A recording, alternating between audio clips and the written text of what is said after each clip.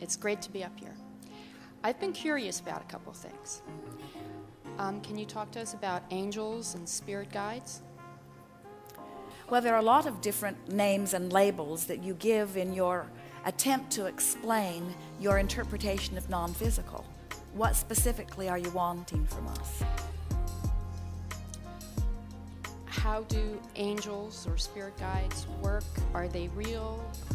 How do we experience them? How do we call on them?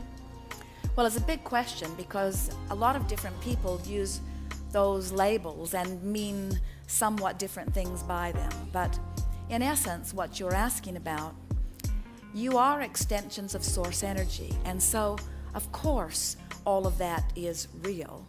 In other words, as Esther is allowing us to visit with you as she translates, we're offering radio signals or blocks of thought that are like radio signals, and she's translating them. And there are people who, when they receive those blocks of thoughts or radio signals, can translate visually. Esther is translating verbally. And so the non-physical is interacting with you in many different ways. And depending upon the intensity of your desire to know and your ability to allow in any given moment is what makes for the variety of experiences that different people are having. Esther said to us one night early on in her new relationship with us consciously, "Abraham, I want to see you." And we said, "We don't think you really do," because we had seen her lying in her bed with her eyes closed, afraid that she might see us. She was beginning to develop a very nice relationship with us, and she didn't want anything weird to happen that would upset her in any way. And so she said, "No, really, Abraham, I do want to see you." And we said, "Then open your eyes." It was a very dark bedroom out under a Texas sky. Jerry was sound asleep, and Esther opened her eyes, and she saw a room full of fireflies, what looked like millions of fireflies, too many to count. And then all of the fireflies gathered together in one corner, emitting a light that was so bright that Esther could not look into it. And then the bright light dispersed into several lights around the room, not millions and not one bright light, but several lights around the room that Esther could behold.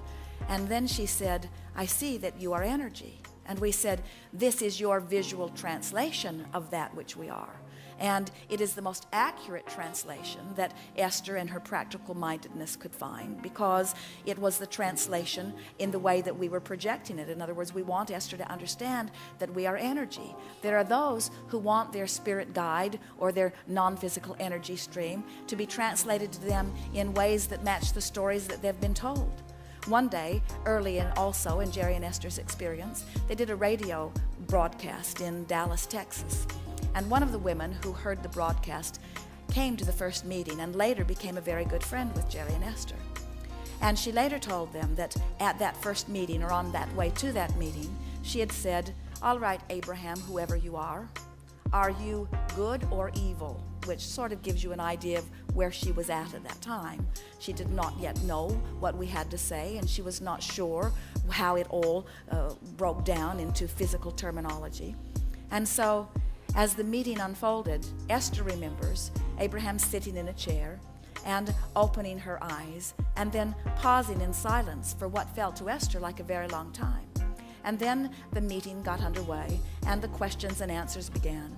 And a few weeks later, once Jerry and Esther became very good friends with this dear woman, she told them about her story, about how she had quizzed us on her way to the meeting, and that when Esther, Abraham, opened their eyes, that the room filled with wings of angels. And so we were offering a block of thought to this woman who was asking this intense question, a woman who was able to interpret visually on many occasions, and her interpretation gave her the answer that she was looking for, you see.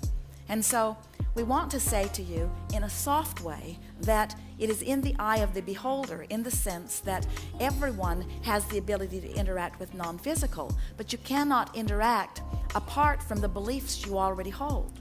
So sometimes in the beginning, what you will receive in terms of what you see or even what you hear will match the belief system that you hold.